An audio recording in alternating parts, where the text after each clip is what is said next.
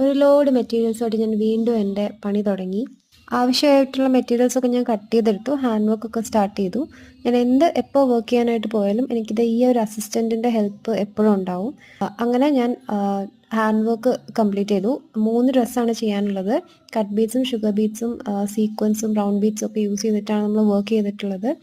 ഒന്ന് ഒരു ലോങ് ആയിട്ടുള്ള ഒരു ഗൗണും മറ്റ് 2 ഒരു ആങ്കിൾ ലെങ്ത് വരുന്നൊരു ടോപ്പായിട്ടാണ് സ്റ്റിച്ച് ചെയ്യേണ്ടത്. ടോപ്പിൻ്റെ കൂടെ നമ്മൾ ദുപ്പട്ട കൂടെ ആഡ് ചെയ്യേണ്ടതുണ്ട്. നെക്കിലും അതുപോലെ നെക്ക് ലൈനിലും യോക്കിൻ്റെ പോർഷനിലും അതുപോലെ സ്ലീവ്സിൻ്റെ എൻഡിലുമാണ് നമ്മൾ വർക്ക് കൊടുക്കാനായിട്ട് പ്ലാൻ ചെയ്യുന്നത്. നല്ല ബ്രൈറ്റ് റെഡ് കളർ വരുന്ന വിചിത്ര സിൽക്ക് മെറ്റീരിയലാണ്. ഉള്ളിൽ ക്രേപ്പിൻ്റെ ലൈനിങ് ഒക്കെ കൊടുത്തിട്ടാണ് നമ്മൾ ഈ ഒരു ഔട്ട്ഫിറ്റ് റെഡിയാക്കിയിരിക്കുന്നത്. ഇതിൻ്റെ ടോട്ടൽ ബഡ്ജറ്റ് വന്നിട്ട് 1199 ആണ്. ആ ഒരു റേറ്റിലാണ് നമ്മളിത് കംപ്ലീറ്റ് ചെയ്തിരിക്കുന്നത്. കണ്ടോ, നെക്കിൻ്റെ പോർഷനിൽ നല്ല മിറർ